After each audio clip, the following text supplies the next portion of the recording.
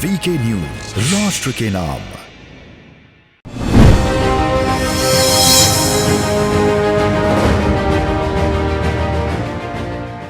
नमस्कार, VK news देख रहे हैं आप। मैं हूं आपके साथ हेमंत केवलिया। हिमाचल प्रदेश के मुख्यमंत्री यानी कि जयराम ठाकुर जी हमारे साथ मौजूद हैं। उनसे सीधे बात करेंगे क्योंकि जयराम सरकार को 4 साल हो गए, कई अप्स और डाउन उन्होंने देखे। उन्हीं तमाम पहलुओं पर उनसे बातचीत करने के लिए मौजूद हैं हिमाचल प्रदेश के मुख्यमंत्री जयराम जी। जयराम जी, बहुत स्वागत है आपका। Thank you. जयराम ठाकुर जी, 4 साल हो गए, 4 साल की कई उपलब्धियां हैं, कई चुनौतियां भी सामने रहीं, एक बार वो बताएं। स्वाभाविक रूप से उपलब्धियां भी 4 वर्षों में बहुत सारी रही हैं, जिनका जिक्र करना मुझे लगता है कि समय लगेगा अगर उन बातों का सबका हम जिक्र करें। और चुनौतियां भी, सबसे बड़ी चुनौती हमको कोविड की रही इस दौर में, जिसके कारण हम जो करना चाह रहे थे उसमें काफ़ी परेशानियां रही, दिक्कतें हुई, और उसके कारण जो लक्ष्य कुछ हमने निर्धारित किए उसमें हम थोड़े डिले भी हुए। लेकिन फिर भी उन चुनौती के बावजूद भी काम किया और काम करते हुए आगे बढ़े हैं लगातार। और उसमें मैं कह सकता हूँ कि 4 साल का कार्यकाल अगर ओवरऑल हम देखें तो उपलब्धियों भरा रहा, अनुभव भरा रहा, और हिमाचल प्रदेश को आगे बढ़ाने के लिए रहा। उस लक्ष्य के साथ, जिस लक्ष्य के साथ हमने काम करने का तय किया था, उस लक्ष्य को हासिल किया हमने। देश के प्रधानमंत्री नरेंद्र मोदी छोटी काशी का अगर जिक्र करें, यानी कि मंडी का जिक्र करें, तो छोटी काशी उसको कहा जाता है। एक बड़ी सौगात मंडी के आवाम को, हिमाचल प्रदेश के आवाम को, और उसके साथ कोई और राज्यों को भी ये सौगात पहुंचेगी। 11,000 करोड़ की सौगात उन्होंने दी है, क्या कहेंगे? स्वाभाविक रूप से मैं आदरणीय प्रधानमंत्री जी का बहुत आभारी हूँ। एक तो बहुत व्यस्तता के बावजूद, जहाँ आजकल बहुत सारे प्रदेशों के चुनाव लगे हैं, उस शेड्यूल में भी और सरकार का संचालन करने में जो व्यस्तता रहती है, उसके बावजूद समय निकाल करके वो मंडी पहुँचे। वो दर्शाता है कि हिमाचल के लोगों के साथ उनका बहुत नज़दीकी का एक रिश्ता है, एक प्यार है, एक स्नेह है, एक लगाव है। तो वो आए, उसके लिए मैं आदरणीय प्रधानमंत्री जी का आभार व्यक्त करता हूँ। और दूसरी बात, जहाँ ये कार्यक्रम महज एक सेलिब्रेशन के रूप में नहीं था, ये कार्यक्रम हिमाचल के विकास के लिए विभिन्न योजनाएं, आज तक के इतिहास में हिमाचल प्रदेश में 11,500 की विभिन्न योजनाओं का शिलान्यास एक समय पर, एक स्थान पर नहीं हुआ। और ये स्वाभाविक रूप से हिमाचल की प्रगति के लिए एक बहुत बड़ी एक दिशा देगा। और उसी के साथ साथ में जो ग्राउंड ब्रेकिंग हमने प्राइवेट सेक्टर की जो इन्वेस्टमेंट की है, तो उसमें भी लगभग 27,000 करोड़ रुपए से ज़्यादा का अमाउंट जो हिमाचल प्रदेश में आज उस ग्राउंड ब्रेकिंग का एक ये दौर जो है उसको भी पूरा किया। तो ये सारी चीज़ें हिमाचल के विकास के लिए आने वाले समय में एक मील का पत्थर साबित होंगी। रोजगार एक बहुत बड़ी समस्या देश के लिए भी है और हिमाचल प्रदेश के लिए भी है। इस इन्वेस्टर मीट से भी कई चीज़ें निकल कर सामने आएंगी, कई लोगों को रोजगार उपलब्ध हो पाएगा। स्वाभाविक रूप से मैं ऐसा मानता हूं कि जब प्राइवेट सेक्टर का इन्वेस्टमेंट आएगा, जो लोग हैं वो अपना कार्य भी करेंगे, और उसमें से हमारे नौजवानों के लिए रोज़गार की जो है सुविधा निकल करके आएगी। और हिमाचल प्रदेश में जो भी इंडस्ट्रियल सेक्टर में जो भी काम करने के लिए इन्वेस्टर्स आ रहे हैं, उनके साथ हम प्राथमिकता के आधार पर इन्हीं चीज़ों को लेकर के बात कर रहे हैं कि अगर रोज़गार मिलना है यहाँ पर, जो भी आपके ये लगेंगे, जो प्रोजेक्ट्स लगेंगे, तो उसमें हिमाचल के लोगों को प्राथमिकता हो, ये हमारी कोशिश है इसमें, और उसमें वो करेंगे भी। और अभी तक भी हिमाचल प्रदेश में जितने भी इंडस्ट्रीज लगी हैं, उसमें सभी में ये प्रावधान रखा गया कि हिमाचल के लोगों को प्राथमिकता उसमें मिले, और मिली भी है। लेकिन आने वाले समय में और ज़्यादा हो, इसके लिए हम कोशिश कर रहे हैं।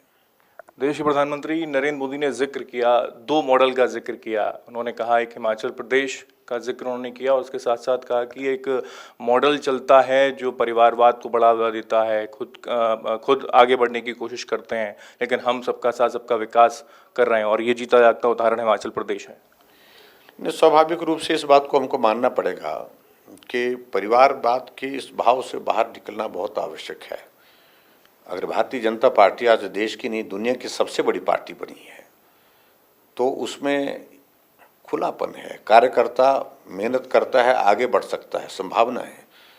और दूसरे दल में जहां कांग्रेस पार्टी की बात की, तो वहां पर परिवार का होना बहुत आवश्यक है। परिवार की पृष्ठभूमि अगर राजनीतिक दृष्टि से उस तरह की नहीं है, तो आगे बढ़ने की संभावनाएं कम है। तो पूरी कांग्रेस पार्टी एक परिवार के माध्यम से चल रही है, पूरा परिवार उसको संचालित करता है, और यहाँ पार्टी से कार्यकर्ता के रूप में आगे बढ़े हुए लोग करते हैं। ये अंतर है, बहुत ज़्यादा अंतर है, और इस अंतर को लोगों ने भी समझा, और लोगों ने इसी कारण से कांग्रेस पार्टी को, जब वो परिवार से ही बाहर नहीं आ पा रही है, तो ऐसी स्थिति में कांग्रेस को पूरे देश में नकारा है। विलंब और विकास का जिक्र उन्होंने किया, मॉडल का जो मैं बात कर रहा था, विलंब और विकास की बात कर रहे थे। ये स्वाभाविक रूप से उनका तो यही है कि विलंब करना। आप देखिए, ये रेणुका जी डैम का प्रोजेक्ट 1993 से इसका प्रोसेस चला हुआ है, लेकिन जाकर के 1993 के बाद 2021 में इसका शिलान्यास होता है। हमने एक्सपेडाइट किया, ये होना चाहिए, एक बड़ा हिमाचल के लिए बहुत आवश्यक है। 7,000 करोड़ का ये प्रोजेक्ट है, और हिमाचल के लिए भी, और हिमाचल के साथ साथ में हरियाणा है, उसमें पंजाब है, उसमें उत्तराखंड है, जिसमें दिल्ली है, सब प्रदेशों को लाभ होगा। हिमाचल से सीख का जिक्र देश के प्रधानमंत्री ने किया, क्योंकि जाहिर सी बात है, फुली वैक्सीनेशन की बात कर लें तो हिमाचल प्रदेश नंबर 1।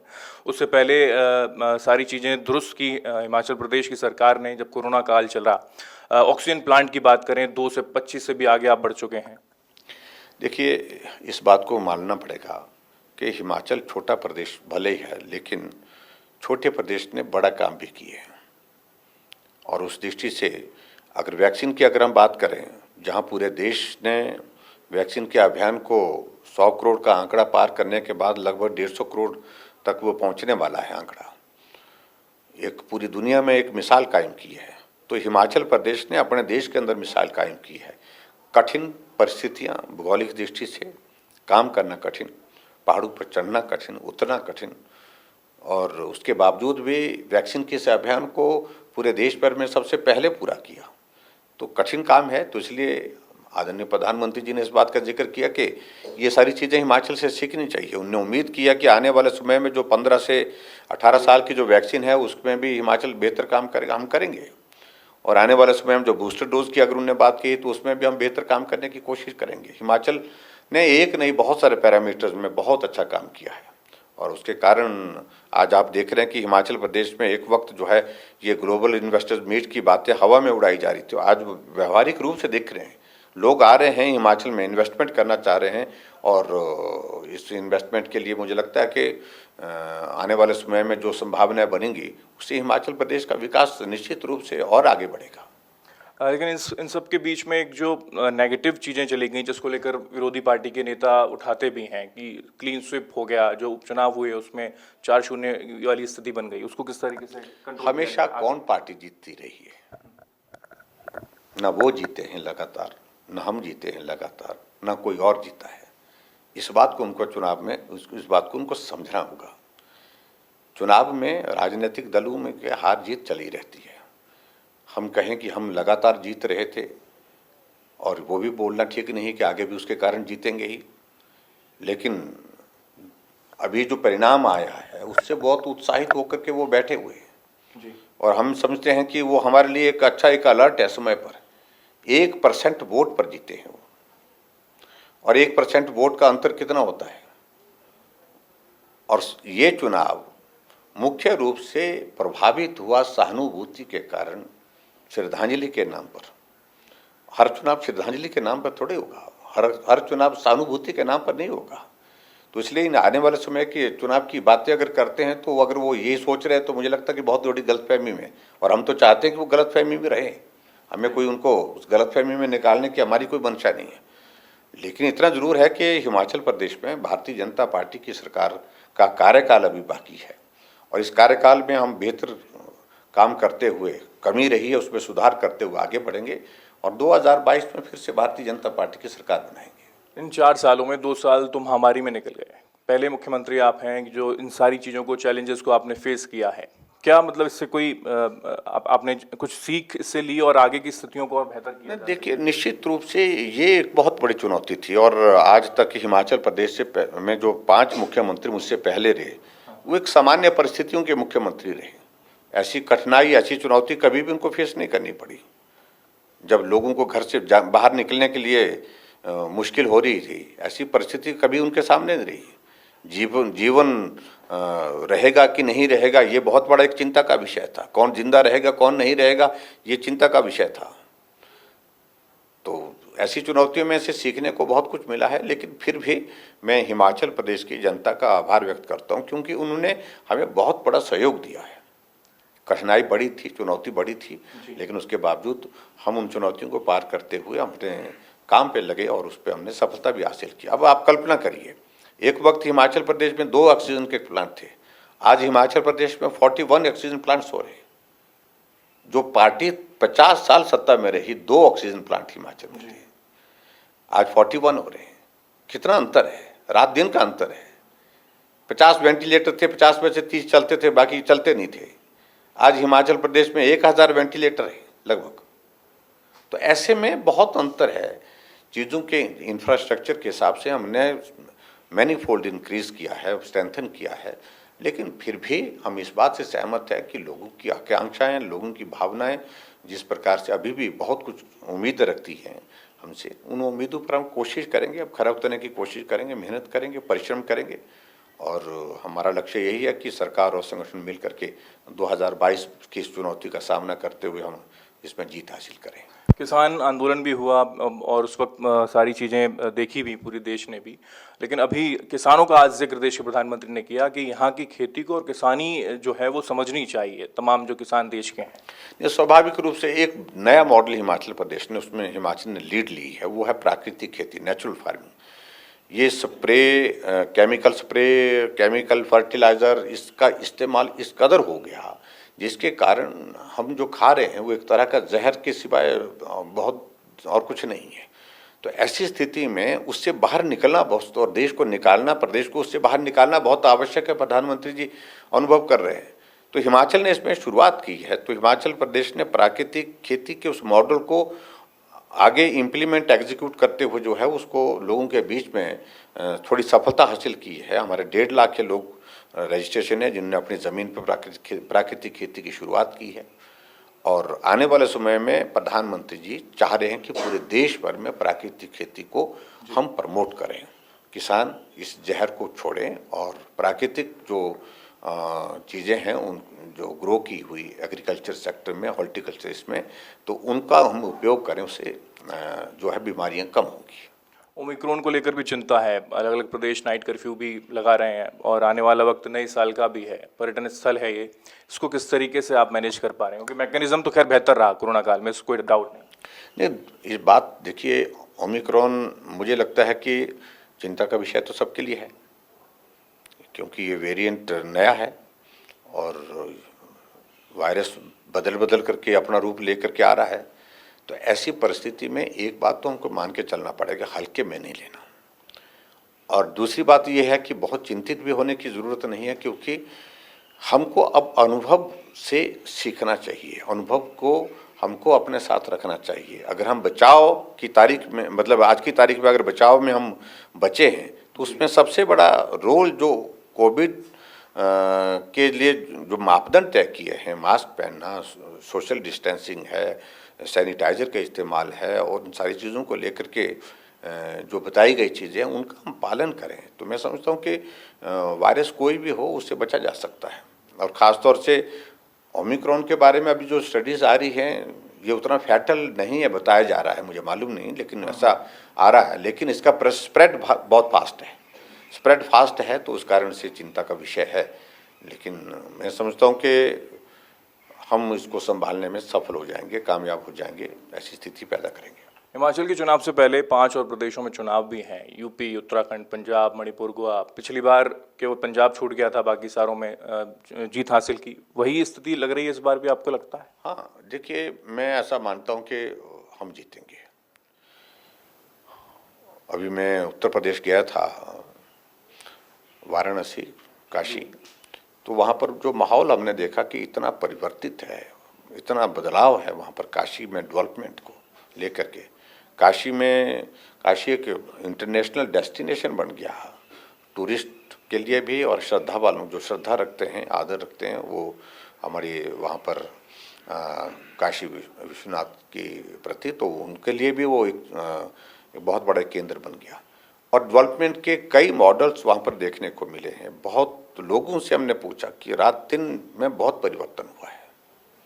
राहुल गांधी को लेकर क्या कहेंगे? हिंदूवादी का जिक्र हर मंच से इस वक्त हो रहा है उत्तर प्रदेश के अंदर, और वो कहते हैं कि हिंदू मुसलमान करने की कोशिश की जा रही है वर्तमान की सरकार की तरफ से, देश को बांट रहे हैं बेसिकली। देखिए, मैं राहुल गांधी जी के बारे में अब उनकी किसी बात को गंभीरता से ना देश लेता ना हमें लेने की ज़रूरत है। वो क्या बोलते हैं वो अपने आप में एक परिहास का विषय पूरे देश पर बना होता है उनकी बातों का। लेकिन फिर भी मैं इतना ज़रूर कहना चाहता हूँ कि जिस तरह से वो कांग्रेस पार्टी को चलाना चाह रहे थे उस प्रकार से कांग्रेस पार्टी नहीं चल पा रही है। ये उनकी ही पार्टी के लोग मान करके चल रहे हैं कि अब परिवर्तन जो है करना ही पड़ेगा। कांग्रेस पार्टी को परिवार से बाहर निकालना ही पड़ेगा अगर कांग्रेस को बचाना है।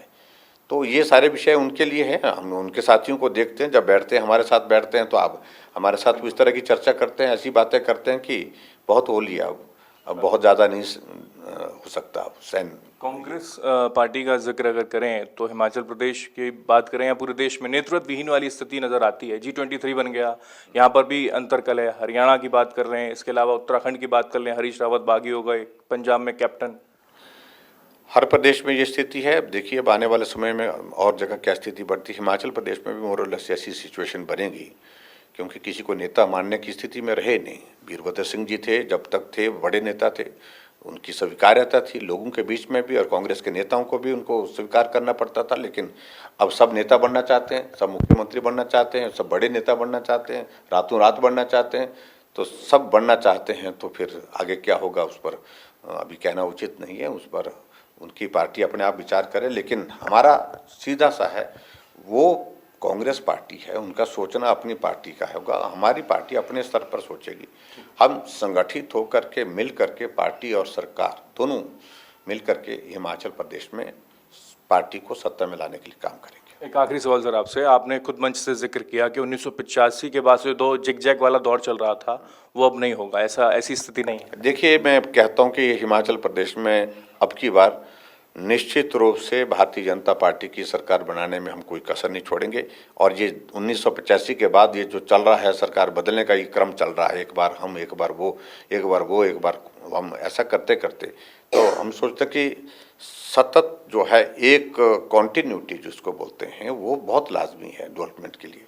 तो ऐसी सूरत में निश्चित रूप से हमारी कोशिश ये होगी कि अब की बार हिमाचल प्रदेश में भारतीय जनता पार्टी। माफी के साथ एक सवाल और सर, क्योंकि हम ग्राउंड रिपोर्टिंग कर रहे थे, कई लाभार्थियों से मिले भी, सहारा योजना और तमाम योजनाएं उनका लाभ मिल रहा है उन लोगों को, धन्यवाद भी लोग वहाँ पर कर रहे हैं। कई चीज़ें और हैं जो होनी चाहिए, वो इसकी बात भी कर रहे हैं।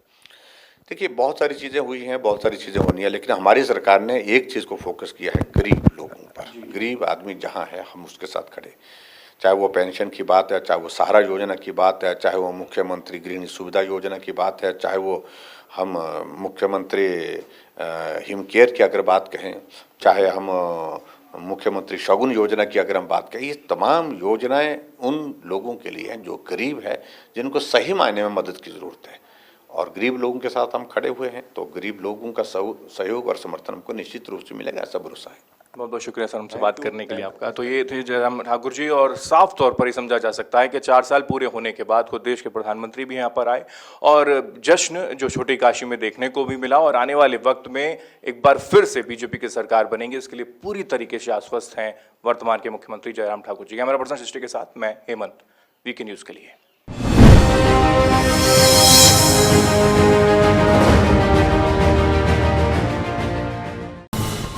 ये है ड्रीम मीडिया नेटवर्क